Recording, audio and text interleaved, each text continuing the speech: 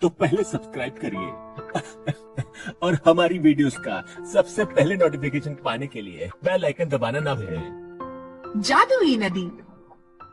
रमेश और अमरीश दो सगे भाई थे, मगर दोनों में काफी डिफरेंस था।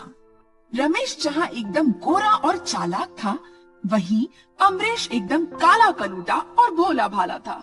उसके कालेपन को लेकर रमेश हमेशा उसका मजाक उड़ाया करता था। बड़ा होने पर जब उनकी शादी हो गई, तो रमेश को बीवी भी ऐसी मिली जो रमेश के घमंड को दुगना कर गई। उसकी बीवी उससे भी ज्यादा चालाक थी। उसने रमेश के कान भर भर के अमरीश के हिस्से की भी जायदाद हड़प ली। खुद ने 2 स्टोरी का बंगलो बनवा लिया और बेचारे अमरीश को रहने के लिए एक छोटा सा झोपड़ा दे दिया।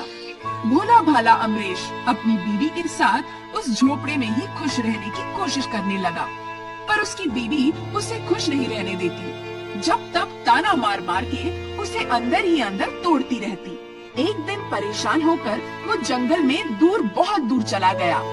रात भर जंगल में ही बिताने के बाद जब सवेरे उठा, तो सामने बहती हुई जादुई नदी में जाकर उसने मुंह धोते हुए मन ही मन कहा, काश मैं भी अपने भाई की तरह गोरा होता।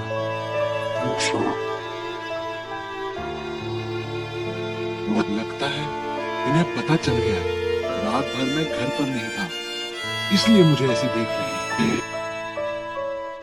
अरे, आपके चेहरे को क्या हुआ? क्या हुआ? रात भर सोया नहीं, इसलिए कुछ हुआ होगा। अरे कुछ नहीं, बहुत कुछ हुआ है। आप तो अपने भाई से भी ज्यादा गोरे हो गए। क्या? अरे ये कैसे हो गया? मैं इतना गोरा कैसे हो गया? दिन भर वो सोचता रहा कि ऐसा चमत्कार कैसे हो गया। बार बार उसे जादुई नदी की याद आ रही थी। जब गोरा होने की बात कहते हुए उसने जादुई नदी के पानी से मुंह धोया था। कहीं जादुई नदी के पानी में कोई जादू तो नहीं है? यही सोचकर वो शाम होते ही फिर जंगल में चुपचाप जादुई नदी के किनारे पहुंच गया और अपनी अंजलि जादुई नदी में डुबोता हुआ बोला, आपने मुझे गोरा बना दिया, अब भाई की तरह थोड़ा धन भी दे दो। जब वो ये बात जाकर अपनी बीवी सितारा को बताता है, तो सितारा को भी यकीन नहीं होता है, पर उसके हाथ में सोने की अशरफियाँ देखकर उसे यकीन करना पड़ता है। फिर भी वो अमरीश से कहती है, अम्मू, हमारी शादी में मेरी माँ ने जो अंगूठी मुझे दी थी, वो 1 साल से खो गई है। उसी जादुई नदी में जाकर कहो ना, शायद मिल जाए। अरे जादुई नदी में कैसे मिलेगी? हम कभी वहाँ गए ही नहीं जो जादुई नदी में खो गई हो। तुम जाओ तो सही। और बीवी की बात सुनकर वो वापस जंगल की उसी जादुई नदी में जाकर अपनी अंजलि जादुई नदी में डुबोकर कहता है, जब आपने इतना दे ही दिया है, तो मेरी बीवी की अंगूठी भी दे सकती हैं। ये कैसा चमत्कार है? क्या ये जादुई नदी आपका चमत्कार है? हाँ, मैं एक जादुई नदी हूँ। तुम अपने और अपने दोस्तों के लिए जब भी जो भी चाहोगे मांगोगे, वो तुम्हें मिल जाएगा। आप सच कह रही हैं जादुई नदी? हाँ, मगर याद रहे, तुम अपने दुश्मन के लिए जो भी मांगोगे, उसका दुगना तुम्हें मिलेगा। अगर ऐसा है तो मेरा एक ही दुश्मन है, मेरा सगा भाई रमेश, जिसने मेरी जायदाद हड़प ली है।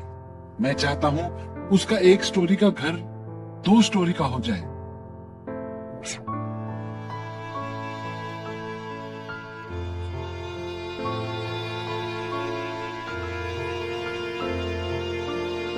इतनी बड़ी उपलब्धि, ये इतना गोरा रंग, इतना बड़ा मकान इसके पास आया कहाँ से? यहाँ दिल का अच्छा और भोला अमरीश उस जादुई नदी के सहारे मजबूर लोगों की सेवा करने में लग जाता है।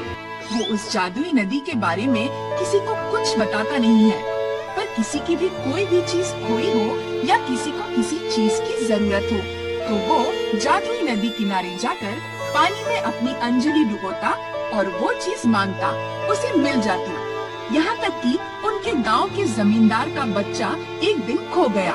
उसे कभी भी न पूछने वाला जमींदार भी दौड़ा दौड़ा उसके पास आया, तो अमरीश ने उसे दूसरे दिन आने को कहा और रात को चुपचाप जादुई नदी किनारे पहुंच गया।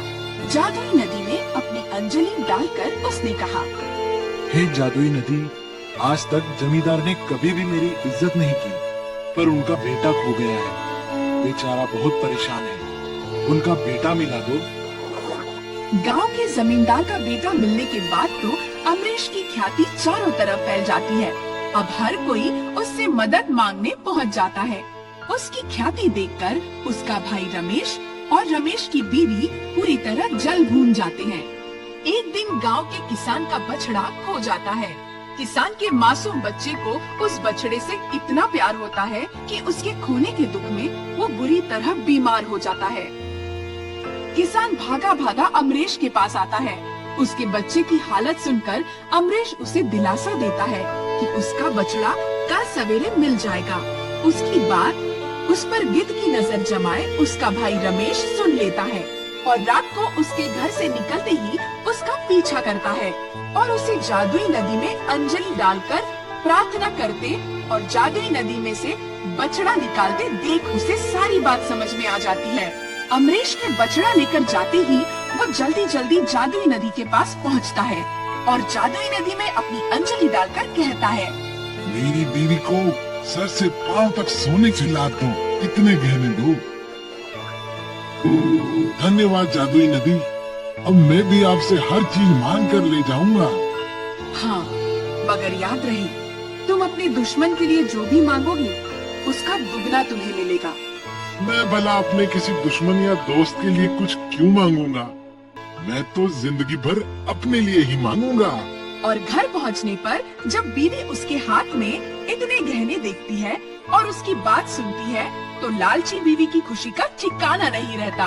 वो कहती है, इस तरह से तो हम दुनिया के सबसे अमीर हो जाएंगे, कोई हमें टक्कर भी नहीं दे पाएगा। क्यों नहीं दे पाएगा? अमरीश है ना, वो भी तो जब तक जादुई नदी किनारे पहुंच जाता है। तो कुछ ऐसा करो कि वो आज के बाद जादुई नदी के किनारे पहुँचे ही ना। क्या करूं तुम ही बताओ। तुम्हारे कहने पर ही अपने भाई को धोखा देकर उसकी जायदाद हड़प ली थी मैंने। उसे अपाहिज कर दो, अधमरा कर दो कि वो उस जादुई नदी तक कभी जा ही न पाए। और दूसरे दिन रमेश खुशी खुशी उस जादुई नदी किनारे पहुंचता है और अपनी अंजलि जादुई नदी में डुबोता हुआ मांगता है। हे जादुई नदी, मेरी पत्नी के लिए 7 रंग की साड़ियाँ दो। हे जादुई नदी, सिर्फ और सिर्फ मैं ही आपके पास आऊं और कोई नहीं। इसके लिए मेरे दुश्मन भाई अमरीश को अपाहिज कर दो। नहीं नहीं, अपाहिज आदमी कैसे भी आपके पास आ सकता है। मैं तो कहता हूँ उसे अधमरा कर दो, कभी आएगा ही नहीं। तुमने बहुत बड़ी गलती कर दी रमेश। मैंने पहले ही कहा था, तुम अपने दुश्मन के लिए जो भी मांगोगे उसका दुगना तुम्हें मिलेगा। तुमने कहा तुम्हारे दुश्मन को अधमरा कर दो, अब तुम पूरे ही मारे जाओगे। नहीं नहीं, लालच में रमेश को जादुई नदी की कही बात याद ही नहीं रही।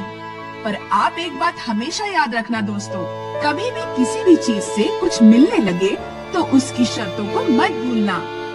अगर आपने अभी तक हमारा चैनल सब्सक्राइब नहीं किया है तो पहले सब्सक्राइब करिए और हमारी वीडियोस का सबसे पहले नोटिफिकेशन पाने के लिए बेल आइकन दबाना ना भूलें।